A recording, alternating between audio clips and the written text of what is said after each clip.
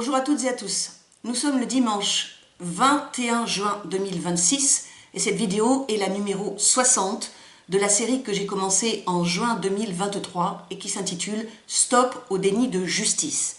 J'ai commencé cette série de vidéos en juin 2023 parce que j'étais ulcérée de la partialité que démontraient certains magistrats administratifs au tribunal administratif de Châlons-Champagne et à la cour administrative d'appel de Nancy dans les différents recours que j'ai déposés depuis 2017 contre des décisions administratives du rectorat de l'Académie de Reims, décisions qui me faisaient grief et qui étaient totalement injustes. Et cette partialité de magistrat administratif, malheureusement, m'a amené en 2021 à commencer à déposer des plaintes pénales contre certains de ces juges administratifs pour déni de justice, partialité et complicité avec le rectorat de l'Académie de Reims. Donc ça fait 3 ans que j'ai commencé cette opération de médiatisation artisanale et le 25 juin 2026, eh bien, ça sera le 3e anniversaire du début de mon opération Stop au déni de justice et ça sera une date importante parce qu'il va y avoir une audience à la cour d'appel de Paris dans une plainte pénale déposée contre moi par 2 des juges administratifs que j'accuse de déni de justice. Ces 2 juges, je vous en ai déjà souvent parlé, s'appellent Olivier Nizet et Éric Mess. Jusqu'à l'an dernier, Olivier Nizet était vice-président du tribunal administratif de Châlons-Champagne et puis il a eu une promotion, comme quoi les signalements que j'ai faits de sa partialité lui ont servi dans sa carrière. Donc Olivier Nizet, depuis l'année dernière, est président de chambre à la cour administrative d'appel de Nancy. Et Éric Mess, lui aussi, a eu une petite promotion. Donc, jusqu'à l'année dernière, il était rapporteur et depuis l'année dernière, il est devenu rapporteur public, mais toujours à la cour administrative d'appel de Nancy. Et donc, ces 2 juges administratifs ont porté plainte contre moi en septembre 2023, suite à une vidéo que j'avais publiée en juin 2023, et cette plainte va connaître son avant-dernière étape, donc jeudi prochain, en appel à la cour d'appel de Paris. Alors, je vais vous parler justement dans cette vidéo de 2 magistrats, 2 juges administratifs, 2 autres juges administratifs, qui, contrairement à Éric Mess et Olivier Nizet, ont bien fait leur travail. Et ces 2 juges administratifs, je les ai fait citer comme témoins lors de cette audience à la cour d'appel de Paris. Donc c'est pour ça que je voulais vous les présenter et surtout je voulais vous expliquer comment leur témoignage va être immensément important lors de cette audience.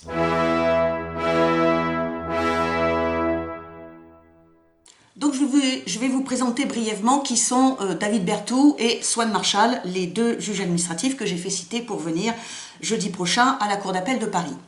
Et surtout ce qu'ils ont fait d'important dans mes procédures.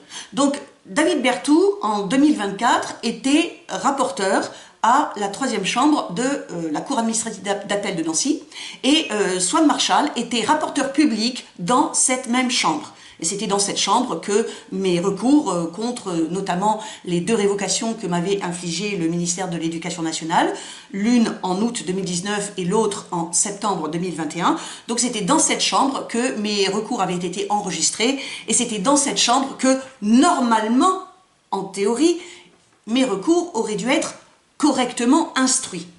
Donc en 2024, la cour d'appel administrative de Nancy, la 3e chambre, devait instruire mon recours contre la première révocation, c'est-à-dire celle du 5 août 2019.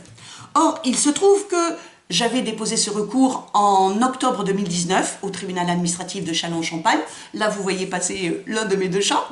Et donc, il y avait eu une annulation de pure forme de la première révocation en juillet 2021. Le ministère de l'Éducation nationale avait fait appel de cette annulation et donc il y avait une requête en appel enregistrée à la cour administrative d'appel de Nancy depuis septembre 2021. Et entre septembre 2021 et septembre 2023, eh bien, il y avait un rapporteur qui s'appelle toujours Éric Mess et dont le rôle était, encore une fois en théorie et sur le papier, dont le rôle était de vérifier, de faire l'instruction du dossier, c'est-à-dire de vérifier d'une part, si ce que l'administration, le rectorat de Reims écrivait dans ses mémoires était vrai, et d'autre part, de vérifier si ce que moi j'écrivais dans mes mémoires pour démontrer que la procédure disciplinaire engagée contre moi en 2019 par le rectorat de Reims était irrégulière, si donc ce que j'écrivais moi était vrai. Voilà en quoi consistait l'instruction minimale du dossier. Lire les mémoires des deux parties et vérifier les faits qui étaient exposés aussi bien par le rectorat de Reims que par moi-même dans les mémoires. Et il se trouve que monsieur Éric Mess, eh bien, au bout de 2 ans, il n'avait rien fait. Et notamment, il n'avait pris aucune des 2 simples mesures d'instruction que je lui demandais de prendre dans l'objectif d'établir la vérité et dans l'objectif de parvenir à une juste solution du litige. Donc M. Éric Mess n'avait rien fait pendant 2 années. Et comment pouvais-je savoir qu'il n'avait rien fait? Tout simplement parce que je lui avais demandé dans des mémoires de prendre ces 2 mesures d'instruction très simples et il ne les avait pas prises. Voilà. Donc, à partir d'un moment, je me suis dit, ce monsieur se moque de moi, et donc je lui ai fait délivrer une sommation interpellative par voie de commissaire de justice le 9 juin 2023. Je pense qu'il n'a pas pris la peine de regarder ma sommation interpellative et le 29 juin 2023, eh bien, je la lui ai rappelé par un courriel. J'ai envoyé un courriel à la Chambre nationale des commissaires de justice et M. Éric Mess était en copie.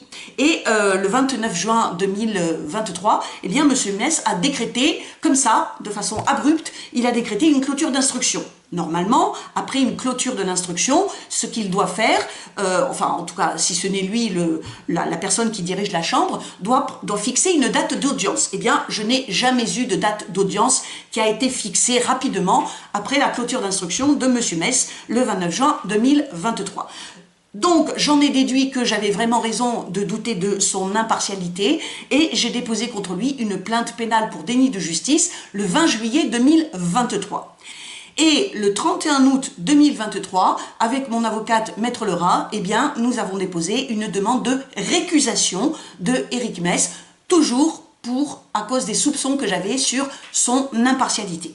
Et ce qui s'est passé, heureusement, c'est que le 11 septembre 2023, M. Mess a accepté de ne plus s'occuper de mon dossier, mais évidemment, pour ne pas perdre la face, eh bien, il a dit que s'il se déportait de mon dossier, ce n'était absolument pas à cause de mes accusations, c'était parce que j'avais porté plainte contre lui et que lui allait porter plainte contre moi.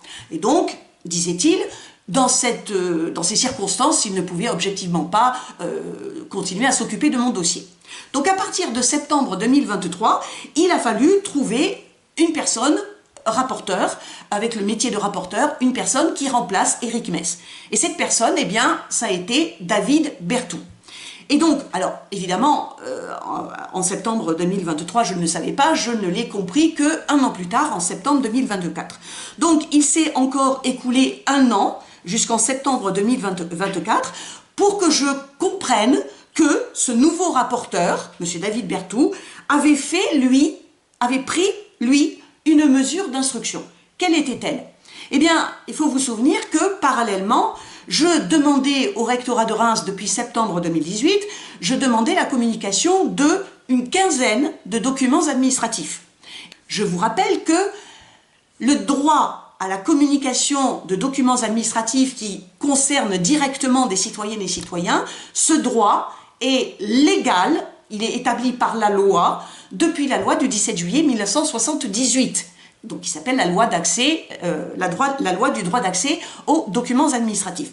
Et donc, le rectorat violait impunément cette loi de 1978, et comme j'avais constaté cette violation du droit par le rectorat, eh bien, j'avais demandé, depuis l'année 2020, j'avais demandé à de multiples reprises au juge administratif en charge de mes dossiers, que ce soit au tribunal administratif de Châlons-en-Champagne ou à la cour administrative d'appel de Nancy, j'avais demandé au juge d'obliger le rectorat à respecter cette loi. et d'obliger le rectorat à me communiquer des documents administratifs qui étaient en la possession du rectorat, dont je connaissais l'existence et dont je savais que ces documents avaient une importance pour prouver que je n'étais pas la coupable dans les sanctions disciplinaires qui m'avaient été infligées par le rectorat de Reims. Et il se trouve que les juges administratifs auxquels j'avais fait cette demande, que ce soit encore une fois à Châlons-en-Champagne ou à Nancy, eh bien ces juges administratifs avaient systématiquement refusé de donner cet ordre au rectorat de l'Académie de Reims. Donc les juges administratifs à qui j'avais demandé cela, eh bien, n'avaient aucune envie d'obliger le rectorat à cesser de violer la loi. Donc, entre 2018 et 2024, eh bien, le rectorat n'avait pas été obligé de me communiquer les documents administratifs que je lui demandais et auxquels j'avais droit.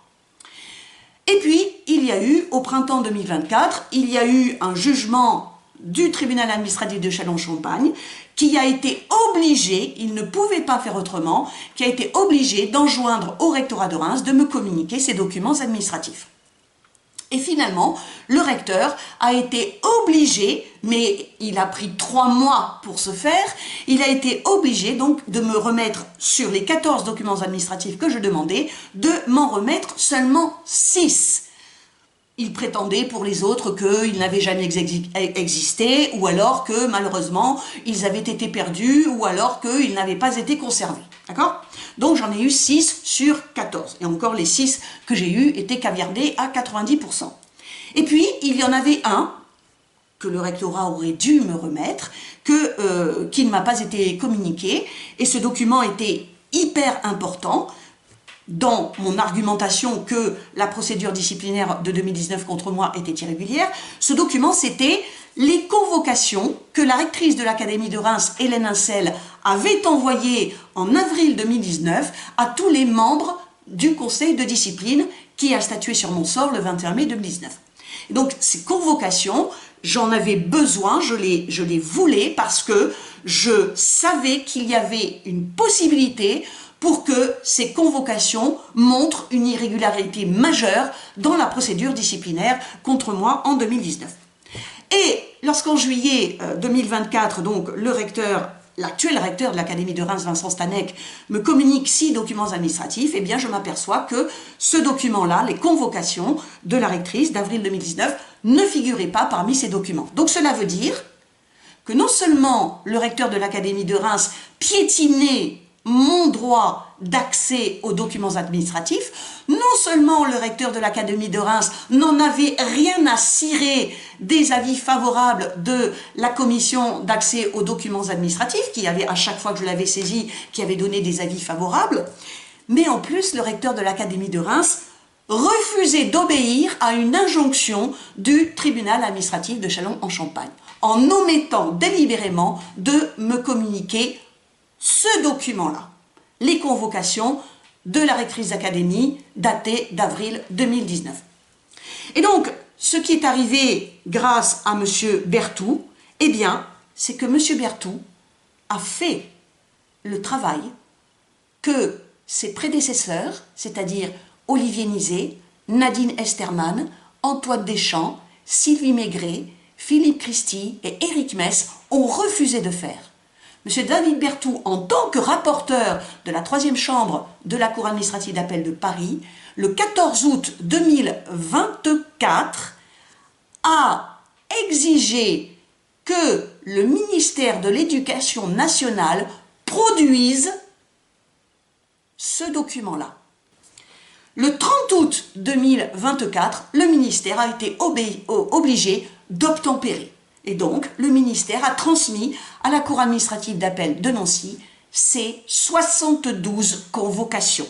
Chacune, évidemment, est identique à l'autre, mais elles sont adressées aux 72 membres du conseil, titulaires et suppléants, qui auraient pu participer à mon conseil de discipline.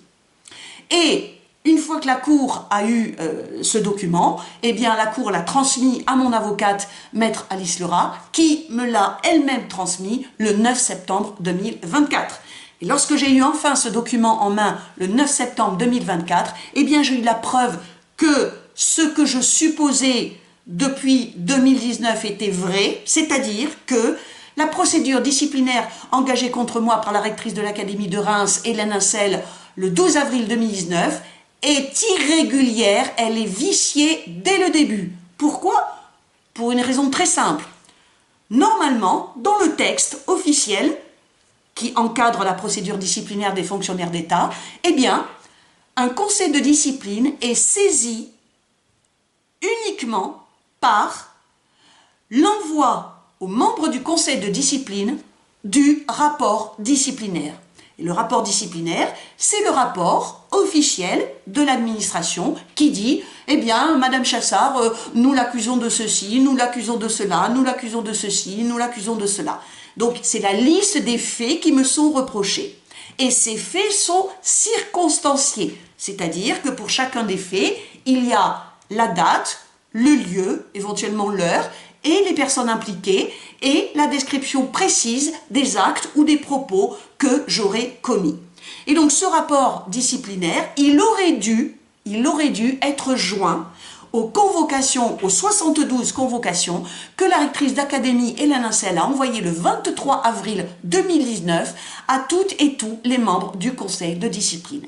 Et ce que j'ai constaté le 9 septembre 2024 en ayant enfin en main ce document, ces convocations, eh bien que ces convocations ne mentionnaient absolument pas le rapport disciplinaire. C'est-à-dire que j'avais la preuve que quand la rectrice d'académie a convoqué le 23 avril 2019 les membres du conseil de discipline qui allaient se réunir un mois plus tard, le 21 mai 2019, elle ne leur a pas communiqué le rapport disciplinaire. Cela veut dire tout simplement, si on respecte évidemment la lettre du texte réglementaire, cela veut dire qu'il n'y a jamais eu de saisine régulière du conseil de discipline en 2019 par la rectrice d'académie. Et cela veut dire que toute la procédure disciplinaire contre moi en 2019 est viciée dès l'origine. Et ça, ce constat, cette preuve, eh bien, je la dois à monsieur David Berthoud, qui a fait correctement son travail d'instruction, qui a correctement rempli sa mission de rapporteur en exigeant du ministère de l'Éducation nationale, en exigeant de l'administration la production d'un document administratif qui pouvait l'amener à établir la vérité des faits. Voilà ce que je dois à monsieur David Berthoud, ce magistrat probe et honnête. Maintenant, je passe à monsieur Swan Marshall. Alors, monsieur Swan Marshall, toujours en 2024, il était à la 3e chambre de la Cour administrative d'appel de Nancy et il était, lui, rapporteur public. Alors, juste pour expliquer la différence entre les deux, donc la mission des juges rapporteurs, c'est, encore une fois, si on s'en tient à la lettre des articles du Code de justice administrative, la mission des juges rapporteurs, c'est d'instruire le dossier, c'est-à-dire de lire les mémoires et de vérifier les faits qui sont exposés dans les mémoires des deux parties et éventuellement de prendre différentes mesures d'instruction pour arriver à établir vraiment la vérité des faits si jamais ce n'est pas si jamais c'est un peu confus ou ce n'est pas clair ou c'est incomplet dans les mémoires des deux parties. Et les juges rapporteurs ont à leur disposition environ une douzaine de mesures d'instruction possibles à leur disposition pour pouvoir justement arriver à une manifestation, à un établissement des faits le plus précis et le plus complet possible. Et donc, une fois que le rapporteur a fait son travail d'instruction, normalement, il ou elle rédige une note du rapporteur et il ou elle transmet ce dossier avec sa note, il transmet ça à un autre magistrat qui s'appelle rapporteur public. Et normalement, le rapporteur public est indépendant, c'est-à-dire que il ou elle, rapporteur public, ne va pas participer à la formation de jugement, alors que le ou la juge qui a été rapporteur va participer à la formation de jugement. Mais le ou la rapporteur public ne va pas juger, donc on considère que il ou elle est indépendant et son rôle, c'est d'apporter un regard justement extérieur, un regard critique, un regard totalement juridique sur le dossier, une fois que le dossier a vraiment été instruit par les rapporteurs. Et lorsque les rapporteurs publics finissent d'évaluer donc le dossier, leur mission est de proposer des conclusions, c'est-à-dire en gros de proposer une solution du litige, de proposer la voie dans laquelle le jugement pourrait être rendu. Donc ça s'appelle rendre des conclusions. Le rapporteur public rend des conclusions. Le rapporteur public, à ce moment-là, donc c'était Monsieur Swan Marshall. Et donc, à l'automne 2024, voilà quelle était la situation. Donc je vous ai dit, le rapporteur M. Berthoud, en août 2024, avait obtenu de l'administration ce document immensément important qui est les convocations de la rectrice d'académie. Et ensuite, le président de chambre, qui s'appelait à l'époque Christophe Wurtz, a décidé une date d'audience. Et la date d'audience publique, c'était le 12 septembre 2024. Et dans les textes, 2-3 jours avant l'audience publique, le rapporteur public rend ses conclusions. C'est-à-dire, il ou elle va dire, voilà comment je pense qu'il faudrait juger le litige. Voilà dans quel sens je pense qu'il faudrait rendre le jugement. Et donc, lorsque les rapporteurs publics, 2-3 jours avant l'audience, rendent leurs conclusions, ils le font de deux manières. Ils le font en ligne, dans un portail qui s'appelle Sagas. C'est un portail dans lequel, avec un code de dossier et un code confidentiel, on peut rentrer dans son dossier et voir quel est l'état de la procédure. Et puis, ils le font aussi dans l'autre portail en ligne qui s'appelle Télérecours citoyen. Et donc, moi, je savais bien sûr cela. Je savais que avant l'audience qui était prévue le jeudi 12 septembre, je savais que le rapporteur public allait rendre le sens de ses conclusions. Et donc, je regardais, dans les 3-4 jours avant, je regardais quasiment tous les jours. Et le mardi 10 septembre, j'ai regardé et là, j'ai trouvé le sens des conclusions du rapporteur public, M. Swan Marshall, dans le dossier concernant ma première révocation que je voulais faire annuler, non pas simplement sur la forme, à cause d'un petit vice de forme, comme cela avait été le cas en juillet 2021 au tribunal administratif de Châlons-Champagne, mais que je voulais faire annuler vraiment au fond, en ayant exposé tous les vices de procédure qu'il y avait eu dans la procédure disciplinaire contre moi en 2019. Et donc, j'ai été absolument stupéfaite de voir que M. Swan Marshall, le sens de ses conclusions, c'était annulation de la première révocation de Mme Chassard au fond à cause d'une violation des droits de la défense lors du conseil de discipline de Mme Chassard.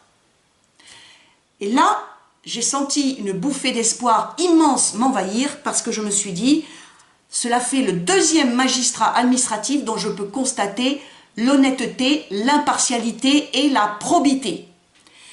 Pourquoi M. Marshall avait-il écrit cela? Eh bien, parce qu'il avait vraiment lu mes mémoires. Il avait vraiment lu mes arguments. Il avait vraiment vu les preuves que j'apportais des vices de procédure de cette procédure disciplinaire et notamment lors du conseil de discipline du 21 mai 2019. En quoi consistait, selon M. Marshall, cette violation des droits de la défense lors de ce conseil de discipline? Eh bien, c'est très simple. C'était un argument que Maître Lara et moi nous avions mis dans nos mémoires à partir du 8 septembre 2020. Dans un mémoire complémentaire qui a été déposé au tribunal administratif de Châlons-Champagne le 8 septembre 2020, nous avions dit il y a violation des droits de la défense lors du conseil de discipline du 21 mai 2019. Pourquoi? Parce que lors de ce conseil de discipline, ni Madame Lara, mon avocate, ni moi n'étions présentes. Et si nous n'étions pas présentes, c'est pas du tout parce que je mourais de peur. C'est parce que nous avions demandé le report du conseil de discipline à cause d'une autre violation des droits de la défense, à cause du refus du rectorat de Reims de me communiquer des documents administratifs et à cause du fait que le rectorat de Reims avait pendant 8 mois dans mon dos, à mon insu, confectionné un dossier disciplinaire parallèle à mon dossier administratif et que le rectorat m'en avait caché l'existence pendant 8 mois. Donc, nous avions demandé le report du conseil de discipline à une date ultérieure et nous avions prévenu que ni mon mon avocate ni moi ne serions présentes dans ce conseil en attendant l'acceptation de notre demande de report. Et malgré notre absence, eh bien, les 38 membres de ce conseil de discipline, dont la moitié sont des profs, donc je peux vous dire que leur connaissance, ou plutôt leur ignorance du droit est totalement abyssale. Donc les 38 membres de ce conseil de discipline avaient refusé de reporter le conseil et donc toute la journée, ces 38 membres avaient discuté sur moi en mon absence et notamment ces 38 membres avaient entendu le témoignage de 3 personnels à charge contre moi. Et ces 3 personnels faisaient partie du collège Louis Pasteur de Suippes dans la Marne. C'est-à-dire que le rectorat de Reims avait fait citer ces 3 témoins à charge, sauf que le rectorat de Reims ne m'en avait pas informé à l'avance. Et le rectorat de Reims n'avait pas non plus prévenu mon avocate Maître Lerat qu'il y aurait ces 3 témoins à charge qui viendraient dégoiser sur moi en mon absence.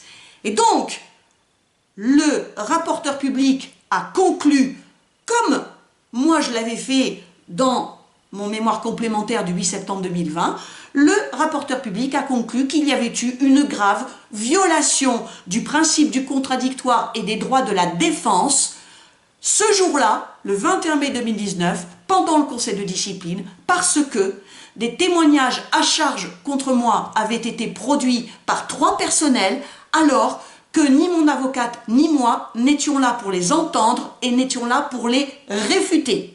Et ça, c'est une violation gravissime du principe du contradictoire et des droits de la défense. Et en plus, c'est sur ces 3 personnels du collège de Suippes, il y en avait 2, Nicolas Rio et Florian Dangui, contre qui j'avais porté plainte quelques semaines plus tôt pour diffamation non publique. Donc, le 10 septembre 2024, je découvre sur Télérecours Citoyen le sens des conclusions du rapporteur public, M. Swan Marshall. J'en informe immédiatement mon avocate Maître Lerat, qui, elle non plus, n'en revenait pas. Et il se passe le lendemain une chose extraordinaire, c'est que le ministère de l'Éducation nationale, le 11 septembre 2024, envoie un courrier à la Cour administrative d'appel de Nancy pour dire que le ministère se désiste de son appel. Rappelez-vous, la première révocation de 2019 a été annulée à Châlons-en-Champagne en juillet 2021, mais uniquement pour un tout petit vice de forme, et c'était le ministère qui avait fait appel de ce jugement. Et donc le ministère fait appel en août 2021, et 3 ans plus tard, parce que le rapporteur public conclut à la violation des droits de la défense lors du conseil de discipline de 2019, et donc à l'annulation au fond de ma révocation de 2019, à ce moment-là, le ministère paniqué retire son appel, le 11 septembre 2024. Pourquoi ? Parce que le ministère ne voulait absolument pas qu'il y ait une audience publique où, bien sûr, j'aurais été plaidé. Et lors de cette audience publique, j'aurais enfoncé le clou de la violation des droits de la défense pendant toute la procédure disciplinaire, et même avant la procédure disciplinaire. Et le ministère ne voulait pas risquer que les 3 juges de la Cour administrative d'appel de Nancy soient obligés d'annuler effectivement la première révocation à cause de ce vice de procédure, de cette violation des droits de la défense. Parce que le ministère savait très bien que si la première révocation de 2019 était annulée au fond à cause d'un vice de procédure dans le conseil de discipline, eh bien, il en irait de même pour la seconde révocation, qui date, elle, de septembre 2021, mais qui était toujours basée sur le même conseil de discipline du 21 mai 2019. C'est pour cela que le ministère de l'Éducation nationale a retiré son appel le 11 septembre 2024. Comme ça, il n'y avait plus d'audience et donc, il n'y a plus de jugement. Donc, un mois plus tard, j'ai reçu un courrier de la Cour administrative d'appel de Nancy disant qu'effectivement, il y avait un non-lieu à statuer puisque, en fait, il n'y avait plus de dossier. Donc, voilà ce qu'ont fait les 2 juge administratif de la Cour administrative d'appel de Nancy, Swan Marshall et David Berthoud, voilà ce qu'ils ont fait pour que la justice soit rendue. Ils ont simplement fait leur travail. Ils ont regardé mon dossier, ils ont lu mes arguments, ils ont vu qu'il y avait un refus de la part de l'administration de communiquer des documents administratifs qui pouvaient être hyper importants. Et ils ont vu, M. Marshall a vu qu'il y avait effectivement une violation des droits de la défense majeure dans le conseil de discipline et que cela suffisait à annuler la première révocation au fond. Que s'est-il passé ensuite, me direz-vous? Eh bien, un autre juge a pris le relais et celui-là était totalement partial à mon encontre et totalement complice du rectorat de Reims, c'est-à-dire que dans les 3 mois qui ont suivi, le président de la cour administrative, de la chambre, de la 3e chambre de la cour administrative d'appel de Nancy, c'est-à-dire Christophe Wurtz, a pris son temps pour fixer une audience dans mon recours contre la seconde révocation, parce qu'il y avait les 2 dossiers qui étaient en parallèle à Nancy. Et donc, si Christophe Wurtz avait été un juge aussi probe, aussi honnête, aussi impartial que messieurs Berthoud et Marshall, eh bien, ce juge-là aurait vu que les arguments pour dire que le conseil de discipline avait violé les droits de la défense, eh bien, entraînait de facto l'annulation au fond de la seconde révocation.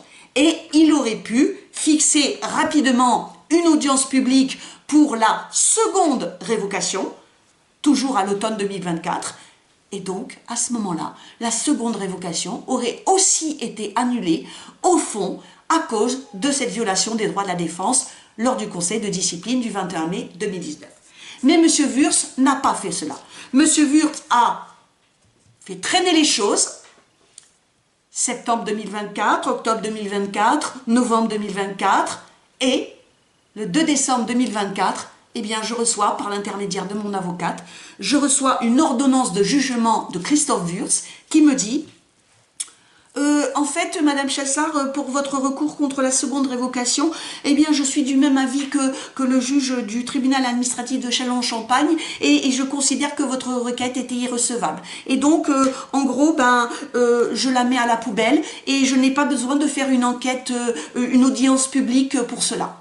Voilà, c'est ce qu'on appelle une ordonnance à juge unique, sans audience publique, sans contradictoire, sans avoir pris dans le recours contre la seconde révocation aucune des mesures d'instruction que je demandais, rien du tout. C'est mon recours contre la seconde révocation mis à la poubelle par un juge unique, partial, prévaricateur, qui s'appelle Christophe Wurtz, et contre lequel, 2 mois plus tard, j'ai déposé une plainte pénale pour délit de justice. À la suite de cette ordonnance inique, eh bien, j'ai déposé un pourvoi en cassation au Conseil d'État. Mon avocat au Conseil d'État a fait un mémoire excellent en mai 2025 et malheureusement, en novembre 2025, eh bien, il y a eu un individu qui, sur le papier, a comme titre président de la 7e chambre du Conseil d'État, mais si vous regardez sa carrière, vous verrez que à 90%, elle n'est pas du tout juridique. Et ce monsieur, eh bien, il a décidé que mon pourvoi était non admissible, c'est-à-dire qu'il n'était pas du tout fondé. Voilà, manifestement non fondé. Donc en une phrase, ce monsieur, Olivier Jappiot, eh bien, il a mis mon pourvoi à la poubelle. Cette procédure d'admission des pourvois en cassation, c'est une sorte de filtre, évidemment, pour donner moins de travail aux membres du Conseil d'État. Et donc actuellement, au Conseil d'État, il n'y a que 2 pourvois sur 10 qui sont déclarés admis. Ça veut dire que 8 pourvois sur 10, 8 mémoires qui sont rédigées par des spécialistes, les avocates et avocats au Conseil d'État, sont mis à la poubelle et ne sont pas du tout admis à être véritablement instruits. 2 sur 10 sont admis et 8 sur 10 sont mis à la poubelle. Et si vous comparez avec l'autre organe de cassation juridictionnelle qui est la Cour de cassation dans l'ordre véritablement judiciaire, eh bien là, vous avez un pourvoi sur 2 qui est admis. Un pourvoi sur 2 qui est admis. C'est-à-dire presque 3 fois plus qu'au Conseil d'État. Et comme j'en avais prévenu les membres du Conseil d'État et notamment l'actuel chef qui s'appelle Didier Rolland-Tabuteau, eh bien je n'ai pas lâché l'affaire et donc j'ai déposé en mars 2026 une requête à la Cour européenne des droits humains pour justement démontrer, pour dénoncer la violation de mon droit au procès équitable par des membres de la juridiction administrative aux 3 niveaux de cette juridiction, c'est-à-dire tribunal administratif, cour administrative d'appel et conseil d'État. Et donc j'attends de savoir si ma requête à la CEDH va être déclarée recevable ou pas. Alors, en juin 2023, comme je vous le disais au tout début, j'ai décidé d'ouvrir une opération de médiatisation artisanale que j'appelle donc « Stop au déni de justice ». Et la vidéo numéro 3 de cette série, c'était un jeudi, c'était le 23 juin 2023, et j'expliquais ce qu'était le déni de justice par certains magistrats administratifs. Évidemment, je donnais des exemples et évidemment, eh bien, je pointais nominativement les magistrats auxquels j'avais eu affaire et qui n'avaient pas essayé de me rendre justice en prenant des mesures d'instruction qui étaient absolument indispensables à la manifestation de la vérité et à l'établissement des faits. Et je citais Olivier Nizet, qui était donc à l'époque, en 2023, encore au tribunal administratif de Châlons-en-Champagne, et Éric Mess, qui était rapporteur à la cour administrative d'appel de Nancy. Évidemment, lorsque j'ai fait cette vidéo, je leur ai ensuite envoyé le lien de cette vidéo par un petit courriel d'interpellation et donc ils ont été totalement informés de ce que je disais sur eux. Et ce que je disais sur eux, sur Olivier Nizet et sur Éric Mess dans cette vidéo du 23 juin 2023, ce n'était pas autre chose que ce que je disais dans les plaintes pénales que j'avais déposées contre ces 2 individus auprès du procureur, de la procureure de la République à Châlons-en-Champagne dans la Marne et du procureur de la République à Nancy en Meurthe-et-Moselle. Mais évidemment, ça n'a pas plu à messieurs Mess et Nizet. Et comme on est plus fort à 2 que tout seul, eh bien, monsieur Nizet, qui n'avait rien fait en 2021 lorsque je l'avais interpellé publiquement pour dire que je l'accusais de déni de justice et de complicité avec le rectorat de Reims. Et monsieur Nizet, depuis 4 ans, vous participez à la violation du principe du contradictoire qui est constitutionnel, du principe du respect des droits de la défense qui est constitutionnel, du principe du droit d'accès aux documents administratifs qui est constitutionnel, depuis la décision du Conseil constitutionnel du 3 avril 2020. 853 QPC. Donc cette audience n'est qu'une mascarade de justice. Donc en 2021, Olivier Nizet, il était tout seul, il n'avait rien fait contre moi, il m'a absolument pas accusé de diffamation publique, rien du tout. Par contre, en septembre 2023, eh bien, peut-être il s'est passé un petit coup de fil entre les 2, et puis ils ont décidé tous les 2, Olivier Nizet et Éric Mess, ils ont décidé tous les 2 de m'accuser, de porter plainte contre moi à leur tour, et de m'accuser de diffamation publique à cause de ce que je disais dans cette vidéo du 23 juin 2023. Et ils ont recruté un avocat très important du barreau de Paris qui s'appelle Olivier Maurice. Et donc, dans cette plainte, c'est une plainte avec constitution de partie civile, donc non seulement les 2 individus demandaient à ce que je sois condamné pour diffamation publique, mais en plus, ils me demandaient des dommages et intérêts, et ils demandaient que je sois obligé de publier sur ma chaîne YouTube, que je sois obligé de publier le jugement qui éventuellement me condamnerait. Voilà. Donc, leur plainte a été déposée en septembre 2023. Donc, l'instruction s'est terminée fin 2024. Et donc, j'ai reçu en décembre 2024 une citation à prévenu pour comparaître lors de l'audience au tribunal judiciaire de Paris à la 17e chambre correctionnelle. C'est-à-dire, c'est une chambre qui est vraiment spécialisée dans la diffamation publique et notamment dans la diffamation en ligne. Donc, l'audience à Paris s'est tenue le 5 février 2026. Je vous avais fait une vidéo avant pour vous en expliquer l'importance, mais je n'ai pas fait de vidéo après pour vous expliquer comment ça s'est passé. Donc l'audience s'est très bien passée. J'avais, avec mon avocat, j'avais rédigé des conclusions qui faisaient à peu près 250 pages ou quelque chose comme ça. J'avais joint 73 pièces annexes et l'audience a duré 3 heures. Ça s'est très bien passé. Quand je dis que ça s'est très bien passé, ça veut dire que les 3 juges que j'avais en face de moi, donc un président et 2 assesseurs, m'ont semblé vraiment à l'écoute, ont posé des questions intelligentes. J'ai aussi été questionnée par l'avocat des parties civiles, donc de Éric Meiss et Olivier Nizet. J'ai aussi été questionnée par la procureure de la République, et puis j'ai répondu, évidemment. Donc pour moi, l'audience s'est passée dans une ambiance tout à fait correcte. Et puis le jugement, lors de cette audience, eh bien j'avais cité comme témoins Swan Marshall et David Berthoud, parce que en tant que prévenu, j'ai le droit de citer des témoins qui pourraient justement prouver ce que je dis et qui pourraient concourir à ma défense. Donc je leur avais envoyé officiellement par commissaire de justice, je leur avais fait délivrer une citation à témoins. Eh bien, le 5 février 2026, à la 17e chambre correctionnelle du tribunal judiciaire de Paris, M. Swan Marshall et M. David Berthoud ne sont pas venus. Et l'une des 3 juges a dit au tout début que M. Marshall avait envoyé un courriel au tribunal judiciaire pour expliquer qu'il avait eu la citation hors délai. Ça, c'est ce qu'il a prétendu, M. Swan Marshall. Et M. David Berthoud, il n'a rien envoyé du tout. Voilà. Donc, le 5 février 2026, en audience de première instance, dans le cadre de la plainte en diffamation publique contre moi par Olivier Nizet et Éric Meiss, les 2 témoins, les 2 juges administratifs, les 2 témoins que je cite, ne viennent pas. Essayez. Pour l'instant, je ne vais pas essayer de supposer quelles étaient leurs raisons, mais déjà, ces 2 témoins ne viennent pas alors qu'ils ont l'obligation légale de venir témoigner. Bien.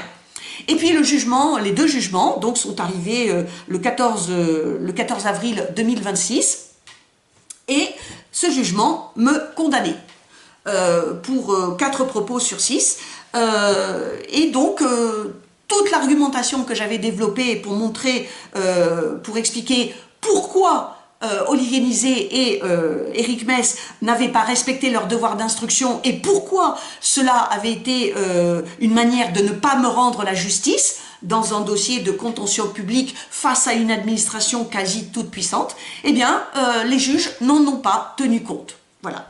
Donc immédiatement, j'ai demandé à mon avocat de faire appel, bien sûr. Donc il a déposé l'appel le jour même où il a eu le jugement, le 14 avril 2026. Et une audience à la Cour d'appel de Paris a été fixée au 25 juin 2026. Donc c'est jeudi prochain. Donc je ne vous cache pas que j'étais légèrement surprise de cette rapidité. Et j'ai décidé, bien sûr, de ne pas lâcher l'affaire concernant les 2 témoins, c'est-à-dire monsieur Swan Marshall et monsieur David Berthoud. Alors, qu'est-ce que j'ai fait? Eh bien, tout simplement, je leur ai de nouveau fait délivrer une citation à témoins. Et donc, par un commissaire de justice à Strasbourg, puisque monsieur Marshall exerce maintenant à Strasbourg, comme directeur adjoint du service juridique des hôpitaux de Strasbourg, et à monsieur David Berthoud, qui est toujours rapporteur à la 3e chambre de la Cour administrative d'appel de Nancy. Alors, cette citation à témoins, la seconde qu'ils ont reçue de ma part, eh bien, j'ai mentionné cette fois-ci expressément ce qu'ils risquaient en ne venant pas à l'audience en cour d'appel du 25 juin 2026. Donc, il existe l'article 10 du Code civil qui dit que chacun et chacune doit concourir, dans la mesure de ses moyens, doit concourir à la manifestation de la vérité et doit concourir à l'exercice de la justice, et notamment par le témoignage. Il existe aussi l'article 434-15 du Code pénal qui dit que si des témoins refusent de comparaître, eh bien, on peut leur infliger une amende. Mais je crois que dans cet article, c'est un peu spécieux parce que il est fait mention uniquement de juges d'instruction et d'officiers de police judiciaire. Donc je ne sais pas si cet article-là s'applique à la comparution de témoins qui sont cités directement devant un tribunal judiciaire. Mais en tout cas, il existe les articles 438 et 439 du Code de procédure pénale, je vous les montre à l'écran, et ces articles disent bien que, au cas où des témoins qui ont été régulièrement cités à comparaître, au cas où des témoins donc ne se présentent pas à l'audience, eh bien d'une part, le ministère public, c'est-à-dire le parquet donc peut décider de sanctionner les témoins qui refusent de comparaître par une amende. Et l'article suivant dit que ça peut être même le tribunal, donc les juges, qui décide d'office d'obliger les deux témoins à venir à l'audience. Voilà. Alors, maintenant, je vais simplement vous dire que M. Swan Marshall et M. David Berthoud, eh bien, lorsque je vais publier cette vidéo, je vais la leur envoyer par un courriel d'interpellation et je vais leur rappeler l'importance capitale de leur témoignage dans ma défense. Et je vais aussi leur rappeler que lorsque David Berthoud et Swan Marshall, en août et septembre 2024, ont fait leur travail, eh bien, en quelque sorte, ils m'ont sauvé la vie. Et je vais leur rappeler que je les en ai remerciés.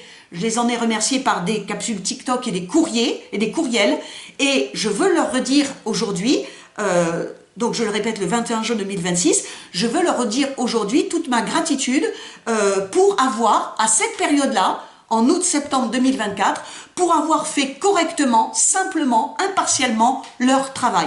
Et je ne comprendrai pas, vraiment, je ne comprendrai pas qu'aujourd'hui, lorsque il y a une obligation légale pour eux de venir témoigner dans une enceinte judiciaire, de venir simplement rapporter comment et pourquoi ils ont fait leur travail en août-septembre 2024, je ne comprendrai pas que ces deux magistrats refusent de venir faire ce témoignage légal.